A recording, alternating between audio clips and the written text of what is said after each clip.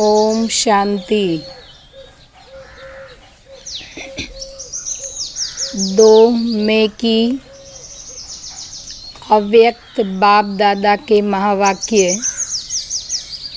23 दिसंबर 87 के revise course के महावाक्य हैं। मुरली का टाइटल है मनन शक्ति और मग्न स्थिति। मनन शक्ति और मग्न स्थिति। आज बाबा ने विशेष 3 प्रकार के बच्चे बताए हैं।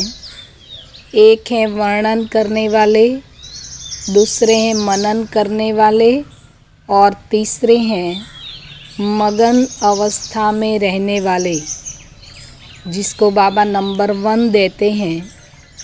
तो आज की मुरली विशेष मनन शक्ति से जो मग्न स्थिति बनती है और उसी स्थिति को कर्मातीत अवस्था कहा जाता है। आज का बाबा का विशेष महावाक्य है, आज डबल ताजधारी, डबल राज्य अधिकारी बनाने वाले बाप विशेष अपने डबल विदेशी बच्चों से मिलन मनाने आए हैं। बाप दादा देख रहे हैं कि चारों ओर के डबल विदेशी स्नेही सहयोगी सदा सेवा के उमंग उत्साह से स्नेह और सेवा दोनों में आगे बढ़ते जा रहे हैं।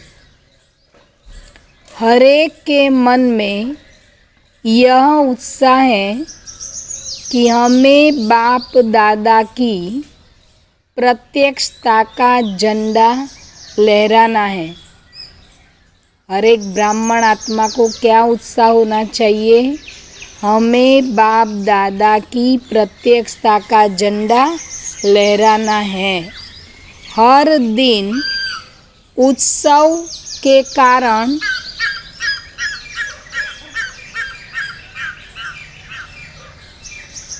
संगम युग को उत्सव प्रमाण अनुभव करते उड़ते जा रहे हैं। संगम का हर दिन क्या है? बाबा कहते हैं उत्साह भरा हमारा हर दिन है। पूरा संगम युगी उत्सव है, क्योंकि जहाँ हर समय उत्साह है, चाहे बाप दादा से याद द्वारा मिलन मनाने का, चाहे सेवा द्वारा प्रत्यक्ष फल प्राप्त होने के अनुभव के उत्साह में, दोनों उत्साह हर घड़ी हर दिन उत्सव का अनुभव कराते हैं। बाबा कहते हैं, एक है बाबा से मिलन मनाते याद द्वारा और दूसरा है बाबा कहते हैं सेवा द्वारा प्रत्यक्ष फल प्राप्त होने का अनुभव होता है। तो दोनों रीति बाबा कहते हैं उत्सव हैं।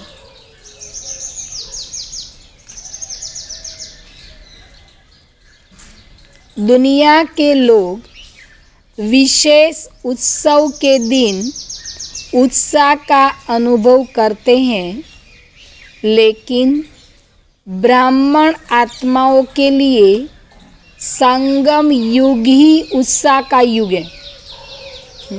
दुनिया में कोई दिन त्योहार के दिन उमंग उत्साह से उत्सव को मनाते हैं। बाबा कहते हैं हम ब्राह्मणों के लिए तो क्या है? पूरा संगम युग ही उत्साह का युग है। क्यों? कल बाबा ने कहा था ये क्या है? ईश्वरीय फैमिली है, जो सारे कल्प में एक ही बार बेहद की फैमिली मिलती है। ईश्वरीय परिवार है, तो बाबा कहते हैं संगम युग ही उत्साह का युग है। हर दिन नया उत्साह, उमंग, उल्लास स्वतः ही अनुभव होता रहता है। जैसे ही हम सुबह सुबह बाबा की मुरली सुनते हैं, अमृत वेला करते हैं, तो बाबा की मुरली से ही हमारे में उमंग उत्साह बढ़ जाता है। तो हमारे लिए तो हर दिन नया उत्साह है। इसीलिए संगम युग के हर दिन खुशी की खुराक खाते, क्या करते हैं संगम के हर दिन खुशी की खुराक खाते, बाप द्वारा अनेक प्राप्तियों के गुण गाते, डबल लाइट बन सदा उत्साह में नाचते रहते हैं। हम ब्राह्मणों को क्या करना है, संगम पर बाबा जो सुबह सुबह महावाक्य सुनाते हैं, अर्थात आत्मा को खुशी की खुराक मिलती है, और सारे दिन में बाप द्वारा अनेक जो प्राप्तियां होती हैं उनके गुण गाते, डबल लाइट बन सदा उत्साह में नाचते रहते हैं। उत्सव में क्या करते हैं खाते हैं, गाते हैं, नाचते हैं। अभी विदेश में विशेष क्रिसमस मनाने की तैयारियां कर रहे हैं। खाना, गाना, बजाना और नाचना यही करेंगे ना, और मिलन मनाएंगे। आप हर दिन क्या करते हो, अमृत वेले से लेकर रात तक यही काम करते हो ना। सेवा भी करते हो, सेवा अर्थात ज्ञान डांस करते हो। सेवा करना माना ज्ञान डांस करना।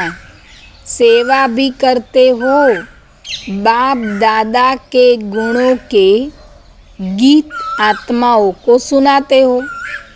एक है सेवा करना और ज्ञान डांस करना, दूसरा है बाप दादा के गुणों के गीत दूसरों को सुनाना। तो रोज उत्सव मनाते हो ना। कोई दिन ऐसा नहीं जो सच्चे ब्राह्मण यह कार्य न करते हो। सेवा भी करते हैं और बाप दादा के गुणगान भी करते हैं। तो करते हैं ना, हम दूसरों को सुनाते हैं ना, भगवान ऐसा है, हमारा मीठा बाबा ऐसा है, ऐसा करता है, ऐसी झोली भरते हैं। तो बाबा कहते हैं ब्राह्मणों का एक भी दिन ऐसा नहीं जो ये कार्य न करते हो। संगम युग का हर दिन उत्साह भरे उत्सव का दिन है। अंडरलाइन, संगम युग का हर दिन उत्साह भरे उत्सव के दिन है। वे तो एक दो दिन मनाते हैं, लेकिन बाप दादा सभी ब्राह्मण बच्चों को ऐसे श्रेष्ठ बनाते हैं, ऐसी गोल्डन गिफ्ट देते हैं जो सदा के लिए संपन्न, सदा भरपूर बन जाते हो। हमारी आत्मा कैसी हो जाती है, सदा संपन्न और भरपूर। ऐसी बाप दादा गोल्डन गिफ्ट देते हैं। संगम पर बाबा ने हमें गोल्डन गिफ्ट दी है, और ऐसी हमारी आत्मा को श्रेष्ठ बनाते जो संपन्न और भरपूर रहती है। वो लोग क्रिसमस के दिन का इंतज़ार करते हैं कि क्रिसमस फादर आकर आज गिफ्ट देंगे। वह क्रिसमस फादर को याद करते, और आप किशमिश जैसा मीठा बनाने वाले बाप को याद करते हो। बाबा शब्दानुप्रास करते हैं, क्रिसमस और किशमिश। किशमिश माना द्राक्ष। बाबा कहते हैं जी किशमिश जैसा मीठा बनाने वाले बाप को याद करते हो। बाबा कितना मीठा है, किशमिश जैसा। इतनी गिफ्ट मिलती हैं जो 21 जन्म यह गिफ्ट चलती रहती है। वह विनाशी गिफ्ट थोड़ा समय चल समाप्त हो जाएगी और यह अविनाशी गिफ्ट अनेक जन्म आपके साथ रहेगी। अविनाशी बाप की गोल्डन गिफ्ट अनेक जन्म साथ चलने वाली हैं, साथ रहने वाली हैं। ऐसी अविनाशी और गोल्डन गिफ्ट बाप हमें संगम पर देते हैं। जैसे वो लोग क्रिसमस ट्री को सजाते हैं, बाप दादा इस बेहद के वर्ल्ड की ट्री में आप चमकते हुए सितारों को संगम युगी श्रेष्ठ धरती के सितारों को अविनाशी लाइट माइट स्वरूप में स्थित होने का अनुभव कराते हैं। कौन से टाइटल दिए बाप दादा ने?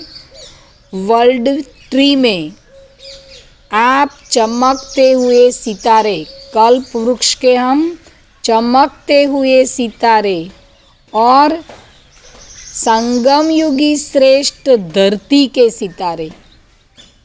इस धरती के हम सितारे हैं, चैतन्य सितारे, श्रेष्ठ सितारे हैं। तो किस रूप से? लाइट और माइट स्वरूप में स्थित होने का भी हो जाओ। लाइट और माइट स्वरूप में स्थित होने का अनुभव करते हो। वो लोग भी स्टार को मानते, स्टार सजाते। आप स्टार्स का यादगार स्थूल चमकती हुई लाइट्स के रूप में दिखाते हैं, या लाइट से सजाते या फूलों से सजाते हैं।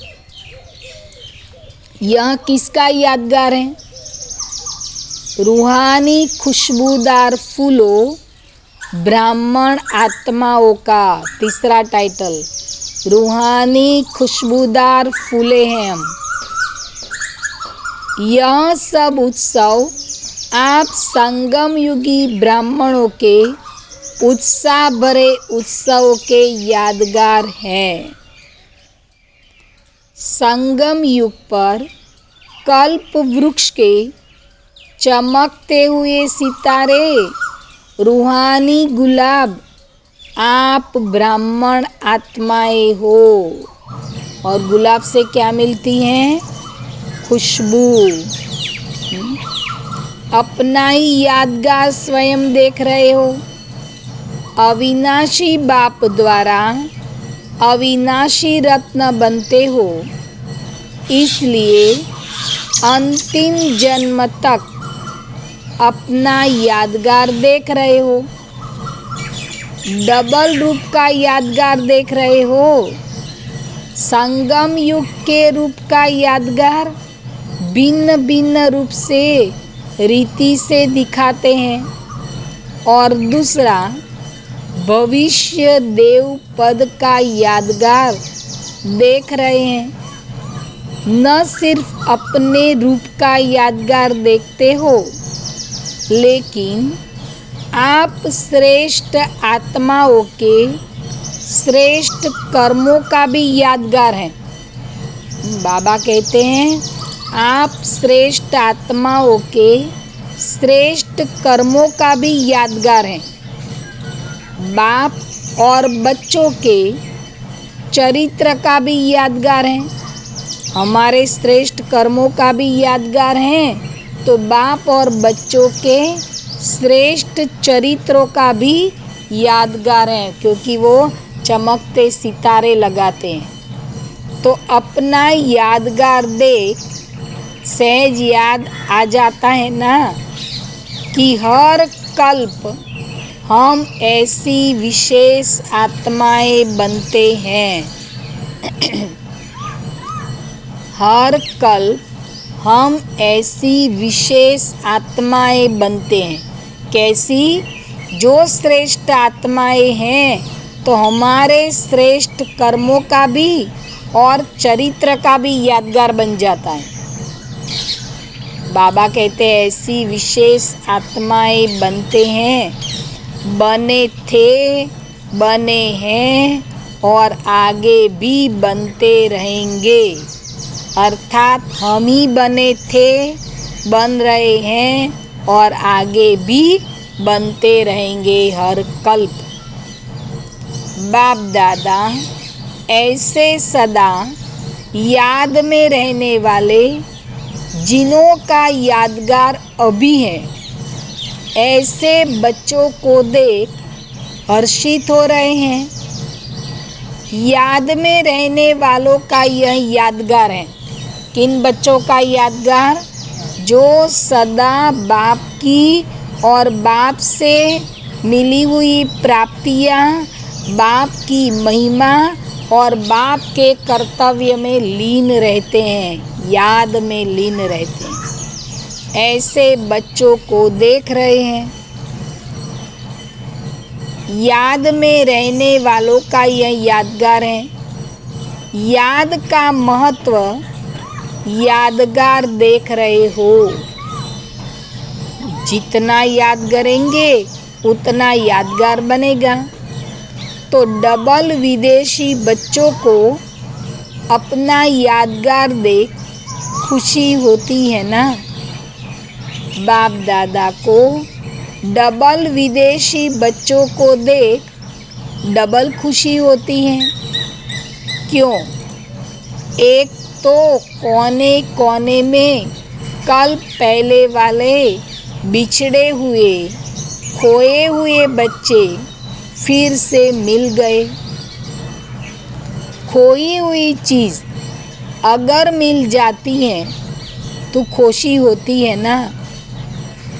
बाप तो सभी बच्चों को देख खुश होते हैं, चाहे भारतवासी हो चाहे विदेशी।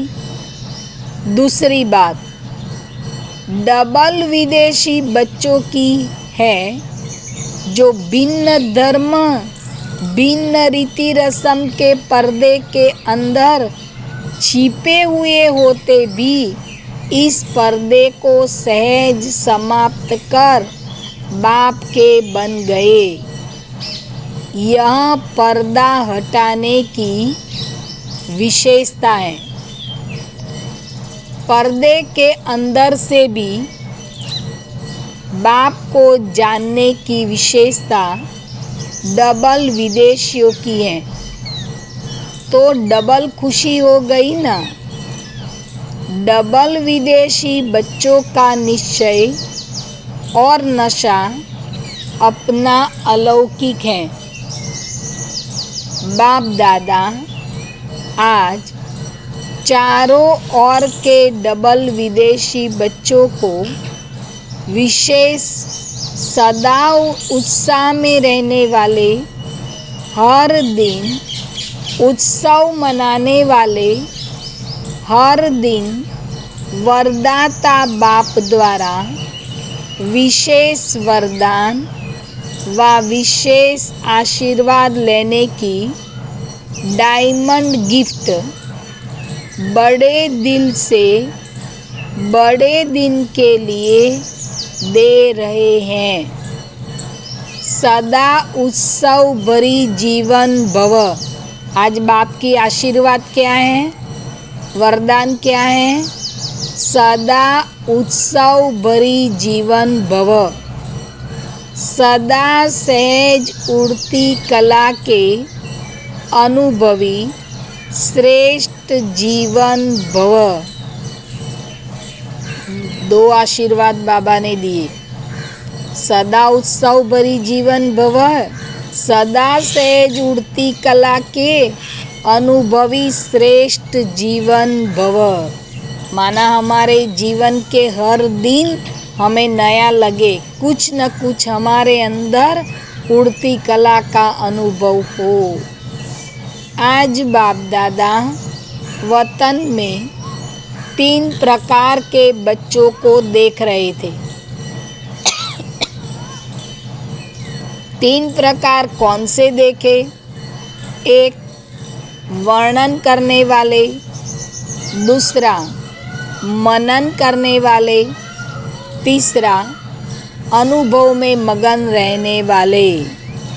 वर्णन करने वाले, मनन करने वाले और मगन रहने वाले, यह तीन प्रकार के बच्चे देश विदेश के सभी बच्चों में देखे।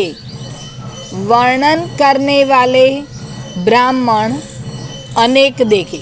बाबा कहते मुरली की पॉइंट वर्णन करने वाले तो बहुत हैं, अनेक देखे। मनन करने वाले बीच की संख्या में देखे। अनुभव में मगन रहने वाले उससे भी कम संख्या में देखे। वर्णन करना अति सहज है। मुरली की पॉइंट याद करके बोलना वो तो अति सहज है, सिर्फ याद ही करना है तो वो तो अति सहज है, क्योंकि 63 जन्म के संस्कार हैं। एक सुनना, दूसरा जो सुना वह वर्णन करना, यह करते आए हो।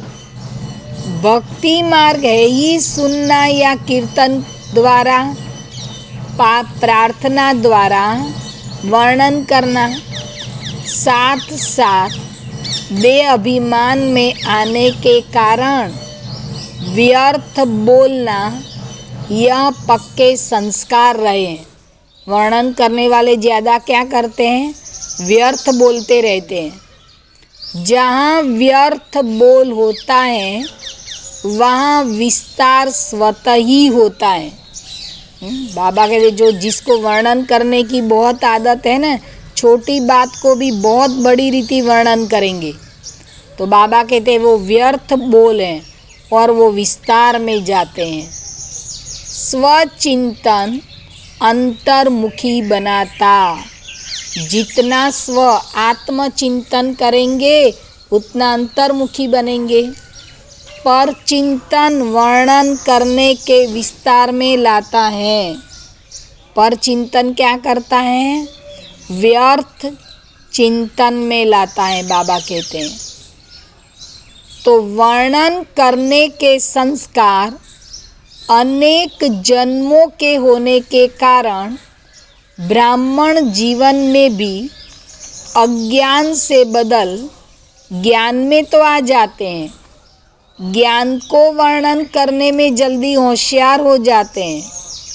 वर्णन करने वाले वर्णन करने के समय तक खुशी व शक्ति अनुभव करते हैं, लेकिन सदा काल के लिए नहीं। बाबा कहते जिसको संस्कार पड़ा है वर्णन करने का, तो बाबा कहते वो वर्णन करेंगे उस वक्त खुश होंगे। वाह, हमें ये पॉइंट याद है, हमने ये बोल दिया, हमने ये सुना दिया, तो उस तक ही खुशी रहती है, लेकिन सदा काल के लिए खुशी नहीं रहती। मुख से ज्ञानदाता का वर्णन करने के कारण शक्ति और खुशी, यह ज्ञान का प्रत्यक्ष फल प्राप्त हो जाता है, लेकिन शक्तिशाली स्वरूप सदा खुशी स्वरूप नहीं बन सकते। वर्णन करने वाली आत्मा शक्तिशाली नहीं होती है और खुशी स्वरूप भी नहीं रहती, फिर भी ज्ञान रत्न है और डायरेक्ट भगवान उवाच हैं, इसलिए यथाशक्ति प्राप्ति स्वरूप बन जाते हैं। सिर्फ वर्णन किया तो यथाशक्ति बन जाते हैं। मनन करने वाले सदा जो भी सुनते हैं, पहले वाले क्या बताए? सिर्फ वर्णन करने वाले, तो बाबा कहते हैं वो वर्णन करने वाले हैं, वो विस्तार में जाते हैं, लेकिन वो शक्तिशाली नहीं बन पाते हैं और सदा की खुशी नहीं रहती है। सिर्फ वर्णन करते हैं, उस वक्त खुश होते हैं। अब दूसरे नंबर के हैं मनन करने वाले। सदा जो भी सुनते हैं उनको मनन कर स्वयं भी ज्ञान की पॉइंट का स्वरूप बनते हैं। मनन शक्ति वाले गुण स्वरूप, शक्ति स्वरूप, ज्ञान स्वरूप और याद स्वरूप स्वतः ही बन जाते हैं। चारों ही स्वरूप स्वतः ही बन जाते हैं, क्योंकि मनन करना अर्थात बुद्धि द्वारा ज्ञान के भोजन को हजम करना। कौन मनन करता है? हमारी बुद्धि। तो बाबा कहते हैं बुद्धि द्वारा ज्ञान के भोजन को हजम करते हैं। माना एक ही पॉइंट को बार बार चिंतन कर उस स्वरूप बन जाते हैं। जैसे स्थूल भोजन अगर हजम नहीं होता तो शक्ति नहीं बनती, सिर्फ मुख से स्वाद तक रह जाता है। ऐसे वर्णन करने वालों को भी सिर्फ ज्ञान मुख के वर्णन तक रह जाता है। जो बाबा कहते वर्णन करते हैं वो ज्ञान तो मुक्त ही रहता है, लेकिन वे बुद्धि द्वारा मनन शक्ति द्वारा धारण कर शक्तिशाली बन जाते हैं। मनन शक्ति वाले बुद्धि से वो मनन करते हैं तो आत्मा शक्तिशाली बनती है। मनन करने वाले सदा स्वचिंतन में बिजी रहने के कारण माया के अनेक विघ्नों से सहज मुक्त हो जाते हैं। ये अंडरलाइन पॉइंट है। जितना मनन करेंगे उतना स्वचिंतन करेंगे, और स्वचिंतन करेंगे उतना माया के विघ्नों से बच जाएंगे।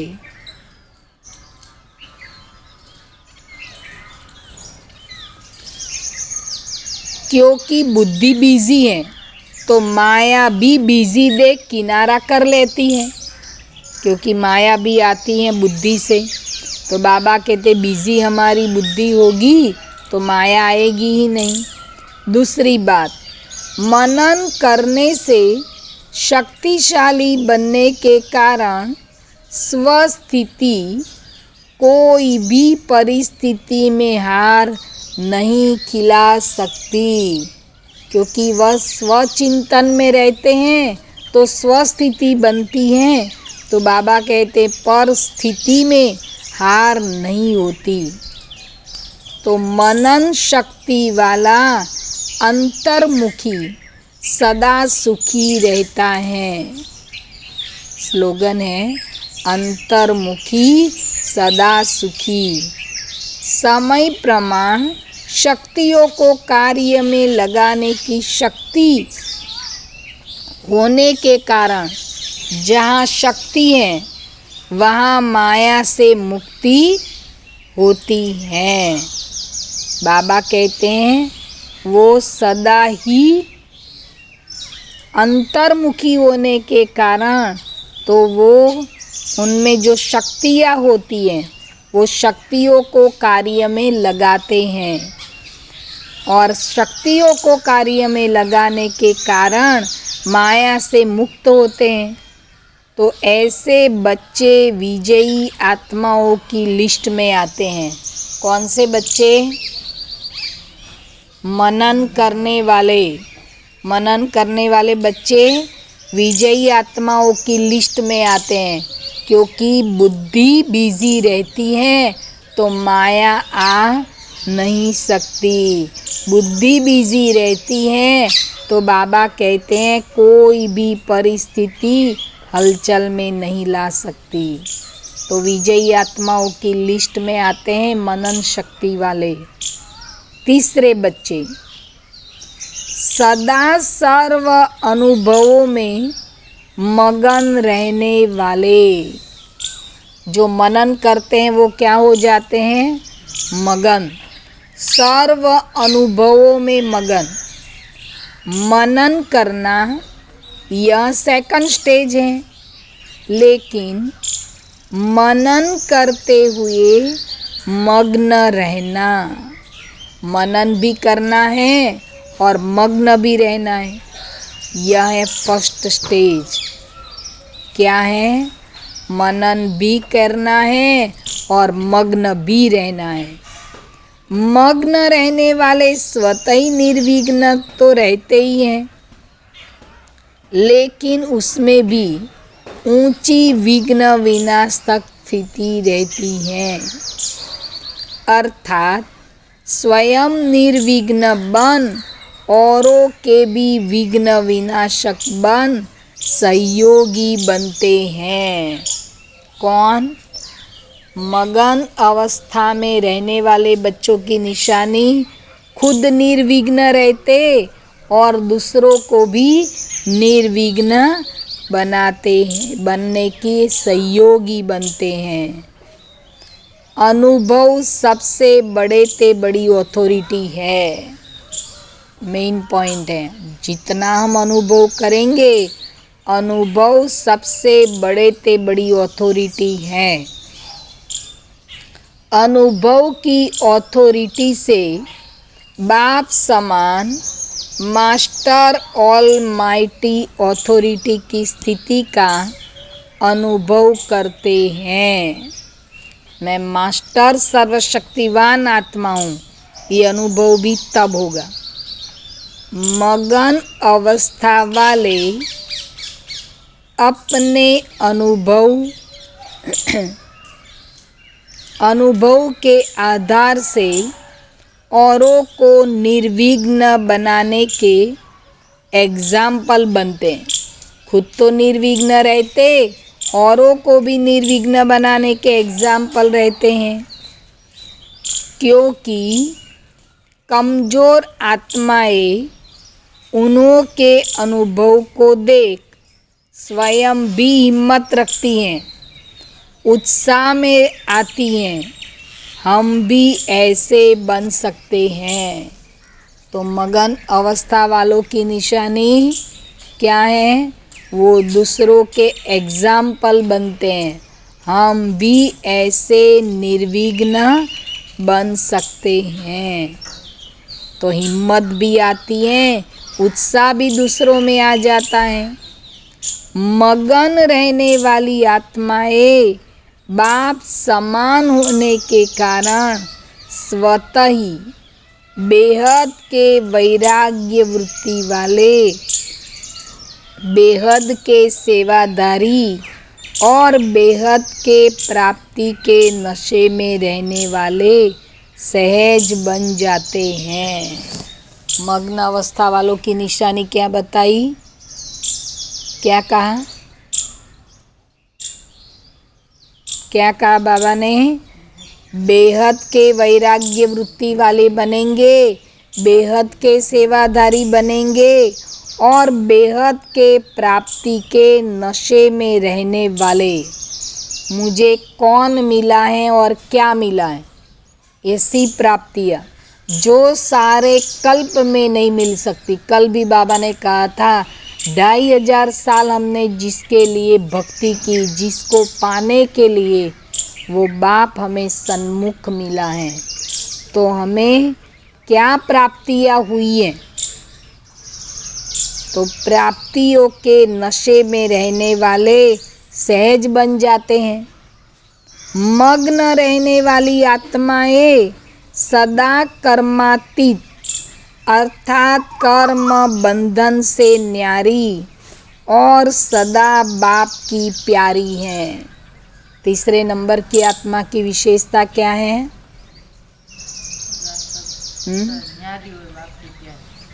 कहाँ से न्यारी है? बाबा ने कहा कर्म बंधन से न्यारी और बाप की प्यारी सदा है।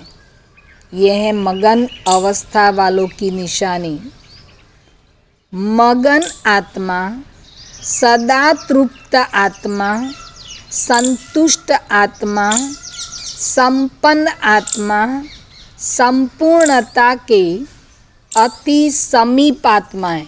अब जो मगन रहते हैं बाबा के प्यार में, बाबा के गुणों में जो मगन रहते हैं, तो बाबा कहते हैं वो आत्माएं, उसकी निशानी है सदा तृप्त, कुछ नहीं चाहिए। पाना था सो पा लिया, ये नहीं अभी भी वो चाहिए, ये चाहिए, चाहिए की लिस्ट ही बंद। सदा ही तृप्त, संतुष्ट, संपन्न, भरपूर आत्माएं, किसी से कुछ नहीं चाहिए, सब कुछ मिल गया है। पाना था सो पा लिया है, तो सदा तृप्त, संतुष्ट, संपन्न और संपूर्णता के अति समीप आत्मा है। कौन सी आत्मा है? सदा मगन रहने वाली आत्माओं की निशानी। सदा अनुभव की अथॉरिटी के कारण सहज योगी, और निशानी क्या है?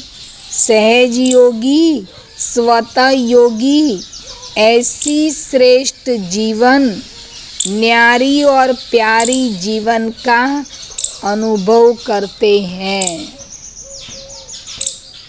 सहज योगी, स्वतः योगी ऐसी श्रेष्ठ जीवन, न्यारी और प्यारी जीवन का अनुभव करते हैं। माना बाबा की याद सहज और नेचुरल होती है। उनके मुख से अनुभवी बोल होने के कारण दिल में समा जाते हैं। हम कई बार देखते हैं ना, हमारी दादी जी दादियों को या बड़ों को जो बोलते हैं तो हमारे दिल को छू जाता है। हम भी ऐसे बन जाए, हम भी ऐसा कर ले, माना दिल को छू जाता है, क्योंकि अनुभव के बोल हैं जो प्रैक्टिकल जीवन में हैं, तो अनुभव के बोल होने के कारण दिल को छू जाता है। उनके मुख से अनुभवी बोल होने के कारण दिल में समा जाते हैं, और वर्णन करने वाले के बोल दिमाग तक बैठते हैं। जो सिर्फ ज्ञान वर्णन करते हैं वो दिमाग तक, और जो अनुभव से बोलते हैं वो दिल को लग जाता है। तो समझा, फर्स्ट स्टेज क्या है?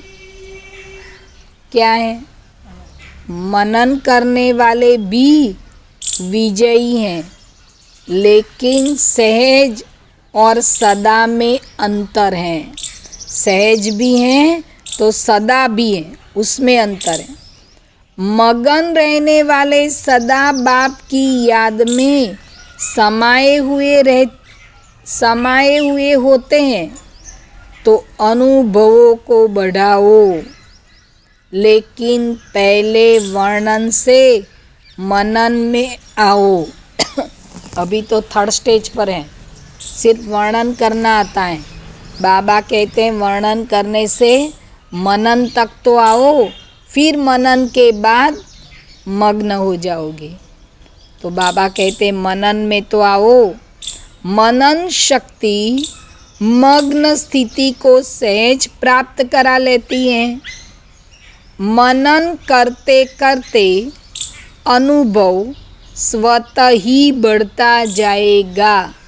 कोई भी बात को जितना हम मनन करते हैं ना, एक ही बात को गुणते रहेंगे तो वो अनुभव होता जाता है।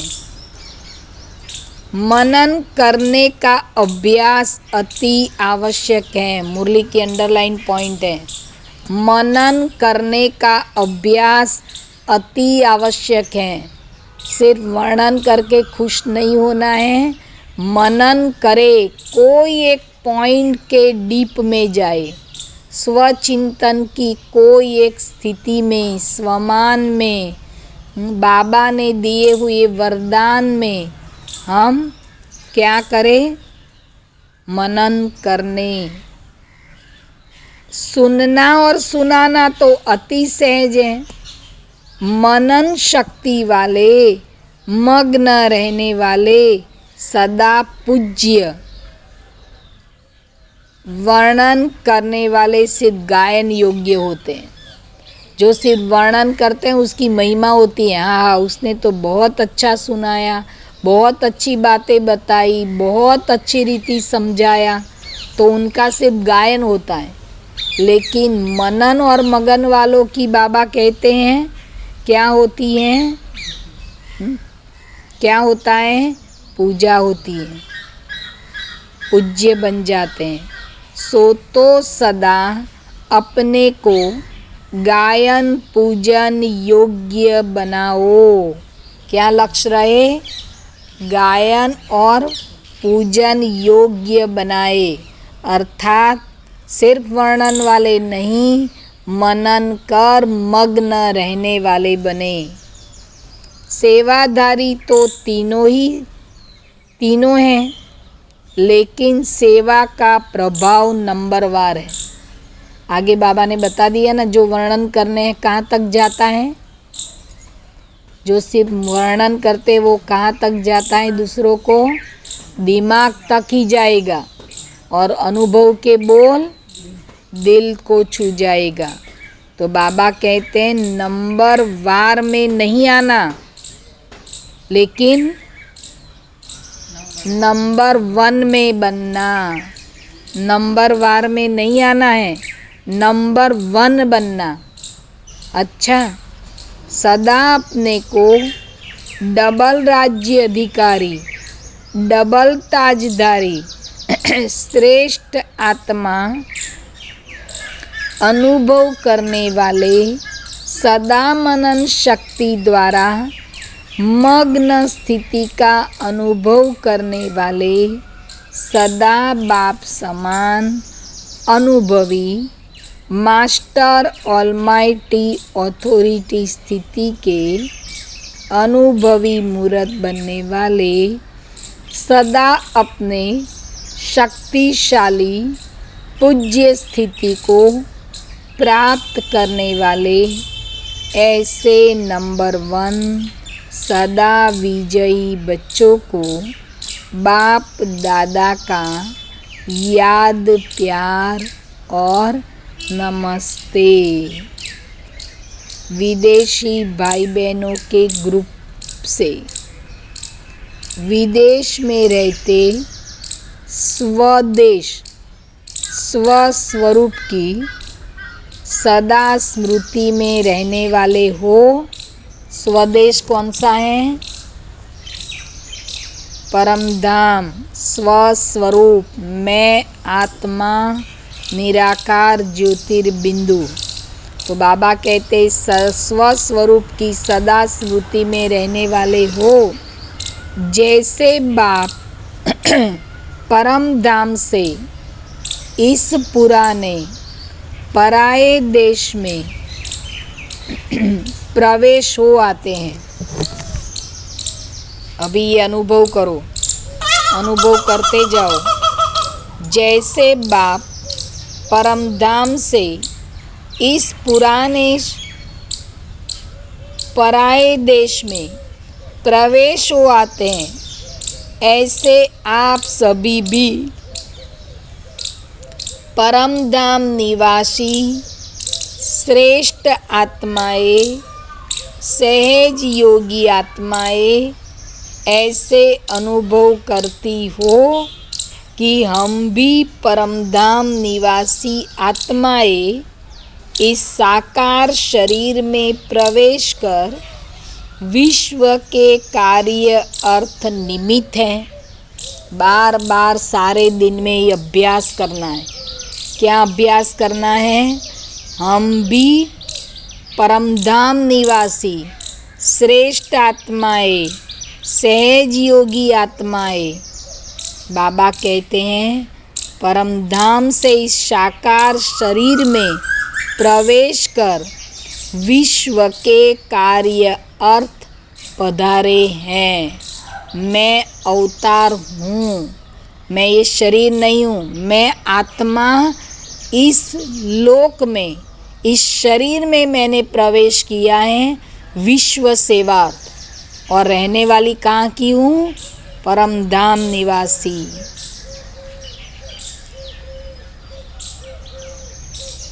आप भी अवतरित हुई ब्राह्मण आत्माएं हो।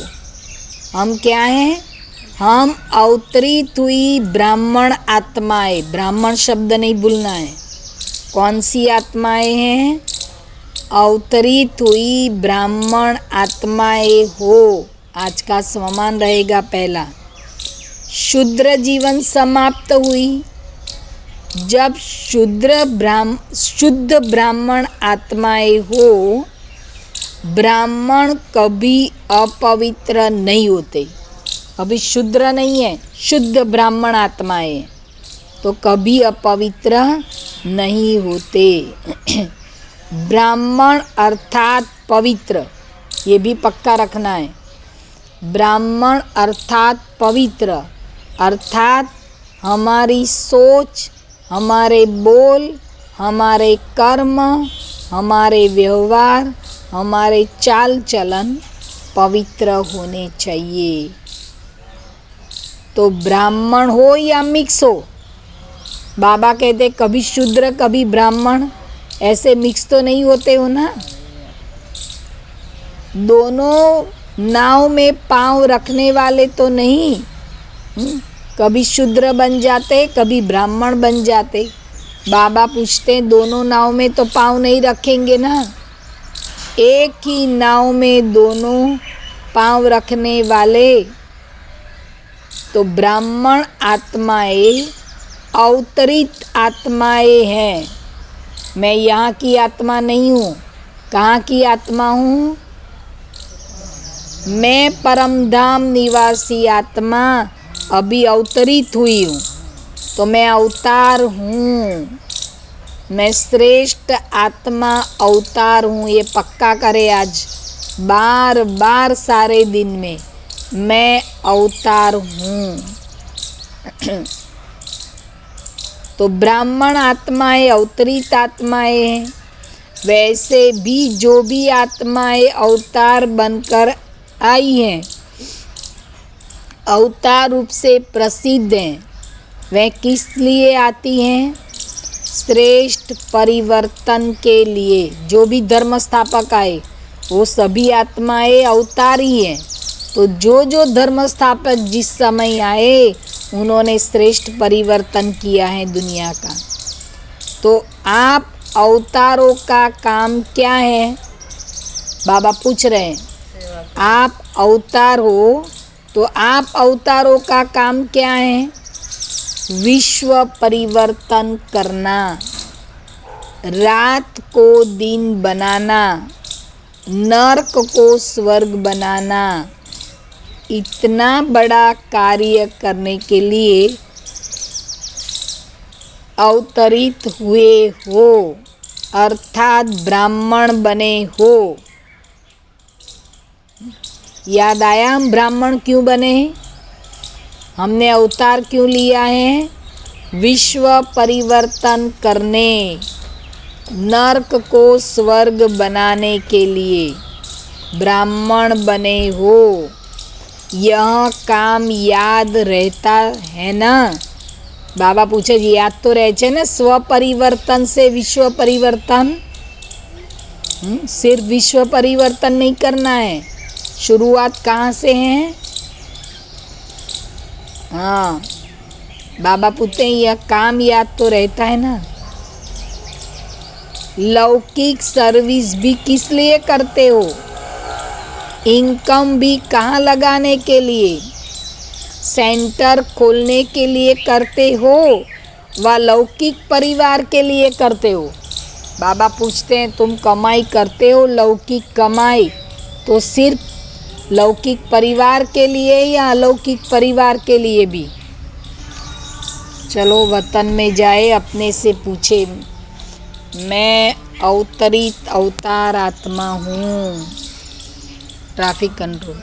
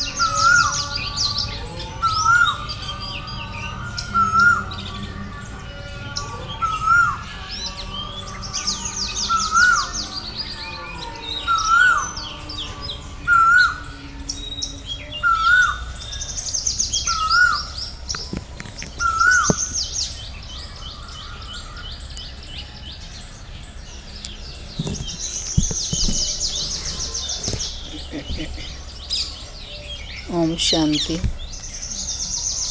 बाबा कहते जो भी लौकिक कमाई करते हो वो सिर्फ लौकिक परिवार के लिए ही करते हो या अलौकिक परिवार के लिए भी करते हो। इनकम भी कहाँ लगाने के लिए, सेंटर खोलने के लिए करते हो व लौकिक परिवार के लिए ही करते हो। अपने से पूछो अब हमारा क्या लक्ष्य रहता है और हम क्या करते हैं। अगर यह लक्ष्य रहता है कि कमाई भी ईश्वरीय कार्य में लगाने के लिए करते हैं, लौकिक कार्य करते भी सेवा ही याद रहती है ना। अपने से पूछो लौकिक कार्य करते ईश्वरीय सेवा याद रहती है कि ये कमाई का हिस्सा आधा बाबा का है। लौकिक कार्य करते भी सेवा ही याद रहती है ना। और उसके डायरेक्शन से करते हो, शिव बाबा के डायरेक्शन अनुसार करते हो या अपने आप करते हो। जब बाप की श्रीमत प्रमाण करते हो तो जिसकी श्रीमत है वहीं याद आएगा ना।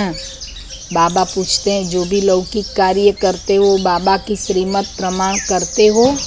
अगर श्रीमत प्रमाण जो करते हैं तो उसको बाबा की याद स्वतः आएगी कि बाबा ने ये कहा है, बाबा ने निमित्त बनाया है, बाबा ने इशारा दिया है, बाबा की श्रीमत है, तो बाबा याद आएगा। इसलिए बाप दादा कहते हैं लौकिक कार्य करते भी सदा अपने को ट्रस्टी समझो। मैं कौन हूँ? पहले कहा मैं अवतार हूँ, अब क्या कहा? मैं सिर्फ ट्रस्टी हूँ। जिम्मेवार कौन है? बाप है। निमित्त बाप हैं, हम तो सिर्फ ट्रस्टी हैं। ट्रस्टी भी हो तो वारिस भी हो। जितना यहाँ ट्रस्टी बनेंगे उतना वहाँ वारसदार बनेंगे।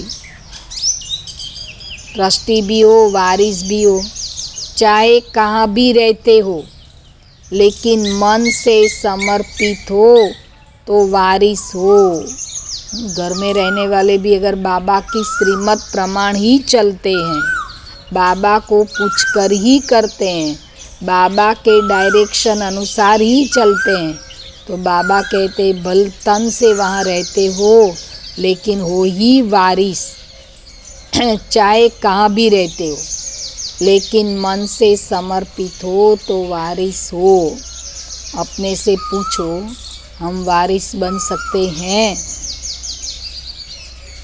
सब पूछकर बाप से करते हैं, बाप की श्रीमत अनुसार ही करते हैं। वारिस का अर्थ यह नहीं कि मधुबन में आकर रहो, लेकिन सेवा क्षेत्र पर रहते भी अगर मन से मेरापन नहीं है अर्थात समर्पित हैं तो वारिस हैं। अंडरलाइन। कहाँ भी रहे लेकिन मेरा घर, मेरे बच्चे, मेरे परिवार, मेरी जिम्मेवारी, मेरी नौकरी, अगर बाबा कहते ये मेरापन है तो वारिस नहीं। अगर मेरापन नहीं है अर्थात समर्पित अर्थात वारिस। तो सरेंडर हो या अभी कर्म बंधन के अंडर हो? पूछो अपने को, सरेंडर हो या कर्म बंधन के अंडर हो? कर्म बंधन में बंधे हुए हो, मेरे बच्चे, मेरा परिवार, मेरी जिम्मेवारी, मेरी नौकरी, मेरा धंधा। बाबा कहते कर्म बंधन के अंडर हो। जब मन से समर्पित हो गए तो आत्मा को बंधन नहीं लगेगा, क्योंकि सरेंडर हो गए। माना सभी बंधनों को भी सरेंडर कर दिया। सरेंडर माना बाबा सब कुछ तेरा, परिवार भी तेरा तो जिम्मेवारी भी तेरी। लेकिन लेना हो तो मेरा और देना हो तो जिम्मेवारी देनी है। बोझ आता है तो बाबा तेरे बच्चे हैं, और अगर कुछ देने का आता है तो मेरे बच्चे, मेरा परिवार, मेरी अमानत, मेरी गठरी। अगर मन को कोई भी बंधन खींचता है तो समझो बंधन है। मेरा शरीर, मेरा बच्चा, मेरी बच्ची, मेरा परिवार, मेरी नौकरी। बाबा कहते कोई भी बंधन अगर खींचता है मेरा करके तो बंधन है। बाकी आता है और चला जाता है तो बंधन नहीं है। आए भी, जो भी आते हैं सब बाबा की अमानत हैं, सब बाबा के बच्चे हैं।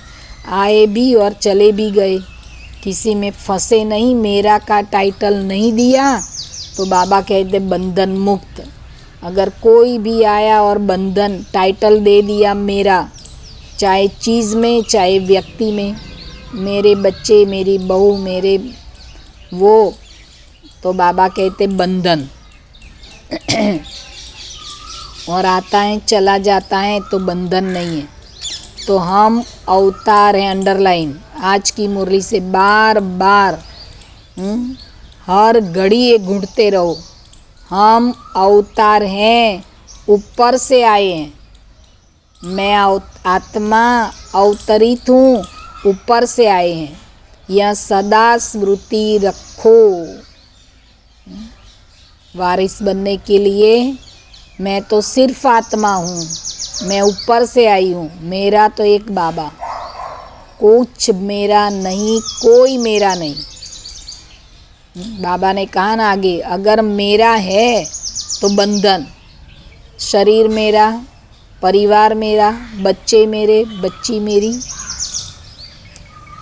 नौकरी मेरी, धंधा मेरा, तो बाबा के वो सारा बंधन है।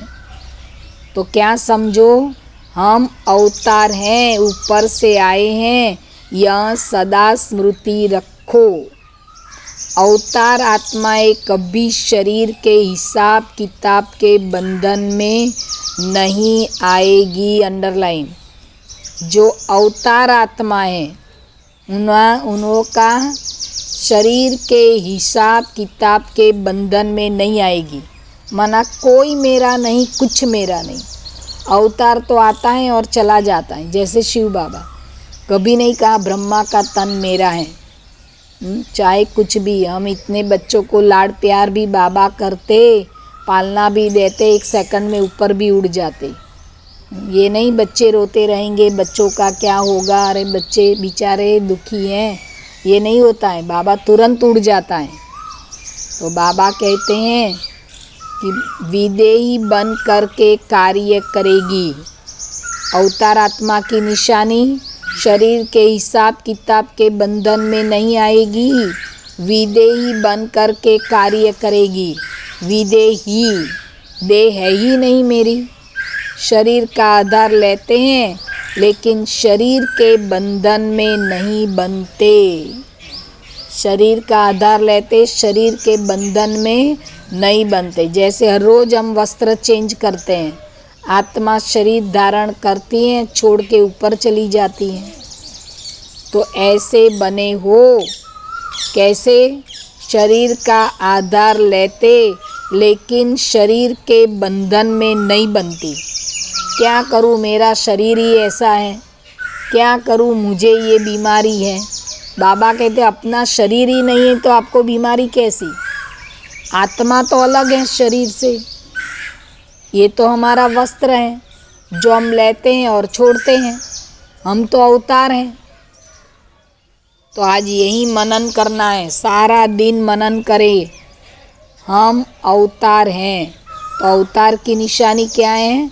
शरीर के बंधन में नहीं बनते। तो ऐसे बने हो तो सदा अपने को शरीर के बंधन से न्यारा बनाने के लिए अवतार समझो। क्या समझो? अवतार समझो। इसी विधि से चलते रहो तो सदा मुक्त, बंधन मुक्त न्यारे और सदा बाप के प्यारे बन जाएंगे। अच्छा, मीठे मीठे सिकी लदे बच्चों प्रति माता पिता बाप दादा का याद प्यार। Good morning. रूहानी बाप की रूहानी बच्चों को नमस्ते। हम रूहानी बच्चों की रूहानी बाप दादा को याद प्यार, गुड मॉर्निंग और नमस्ते नमस्ते। शुक्रिया बाबा, शुक्रिया आपका पद्मा पदम शुक्रिया। वरदान, अपनी विजय व सफलता को निश्चित समझकर सदा निश्चिंत रहने वाले निश्चय बुद्धि भव। अपनी विजय व सफलता को निश्चित समझकर सदा निश्चिंत रहने वाले निश्चय बुद्धि भव। विस्तार, जो बच्चे सदा बाप में, स्वयं के पार्ट में और ड्रामा की हर सेकंड की एक्ट, जो बच्चे सदा बाप में, स्वयं के पार्ट में और ड्रामा की हर सेकंड की एक्ट में 100% निश्चय बुद्धि हैं, उनकी विजय व सफलता निश्चित है। निश्चित विजय होने के कारण वे सदा निश्चिंत रहते हैं। उनके चेहरे से चिंता की कोई भी रेखा दिखाई नहीं देगी। उन्हें सदा निश्चय रहता है कि यह कार्य व यह संकल्प सिद्ध हुआ ही पड़ा है। उन्हें कभी किसी बात में क्वेश्चन नहीं उठ सकता। तो किस बात में निश्चय? जो बच्चे सदा बाप में, स्वयं के पार्ट में, ड्रामा की हर सेकंड की एक्ट में 100% निश्चय, आप में, बाप में और ड्रामा में 100% निश्चय है, वो निश्चय बुद्धि विजयी हुए पड़े हैं। बाबा कहते हैं स्लोगन, सुनने सुनाने में भावना और भाव को बदल देना ही वायुमंडल खराब करना है। इसका भी मंथन करने की बात है। सुनने सुनाने में भावना और भाव को बदल देना, एक है सुनना और दूसरा है सुनाना। हम किसी व्यक्ति की बात को किस भाव से दूसरों को सुनाते हैं, दूसरों को नीचे गिराने के लिए या दूसरों की कंप्लेन करने के लिए, दूसरों की दिल से हटाने के लिए। अगर ऐसी हमारी दुर्भावनाएं हैं, दुर्भाव हैं, तो वायुमंडल खराब कर देते हैं। तो अपने आप को चेक करना है, हम जब सुनते हैं या सुनाते हैं, हमारा भाव और भावना क्या है। हम वायुमंडल खराब करने के निमित्त न बने, नहीं तो हमारे पर बहुत बोझ चढ़ता है। क्योंकि अभी का समय है वायुमंडल को सुधारने का, और वायुमंडल को सुधारने की जिम्मेवारी हम ब्राह्मण आत्माओं की है। क्योंकि ये ज्ञान बाबा ने हम बच्चों को दिया है कि हम जो सुनते हैं, सुनाते हैं, हमारा भाव और भावना शुभ है, कल्याण का है। तो बाबा ने हमें शुभ और कल्याण की भाव और भावनाएं सिखाई हैं। दुनिया वालों को पता नहीं है, लेकिन हमें पता है। तो हमारे भाव और भावनाएं क्या हैं, इस पर अंडरलाइन करना है। हम निमित्त न बने वायुमंडल खराब करने के। तो आज बाबा ने विशेष किस बात की अंडरलाइन कराई? मैं अवतार हूँ, मैं श्रेष्ठ ब्राह्मण आत्मा विश्व परिवर्तन, स्व परिवर्तन से विश्व परिवर्तन करने के लिए अवतरित हुई हूँ। मैं सिर्फ अवतार हूँ श्रेष्ठ कर्म करने के लिए, बाबा ने बार बार कहा है। और दूसरी अंडरलाइन बात है, बच्चे मनन करना सीखो। मनन करते चलो तो मगन अवस्था आएगी तो कर्मातीत बनेंगे। तो आज क्या मनन करना है? मैं अवतार हूँ, मैं श्रेष्ठ ब्राह्मण आत्मा अवतरित हुई हूँ। बस बाप के डायरेक्शन पर मुझे चलना है। बाबा कहते ये आज सारा दिन ये स्वमान में रहेंगे, मैं श्रेष्ठ ब्राह्मण आत्मा अवतार हूँ, मेरा कुछ भी नहीं। और वरदान में बाबा ने कहा, आप बाप और ड्रामा में 100% निश्चय तो विजय हुई पड़ी हैं। और स्लोगन, हमारी भाव और भावनाएं शुद्ध हो। ओम शांति।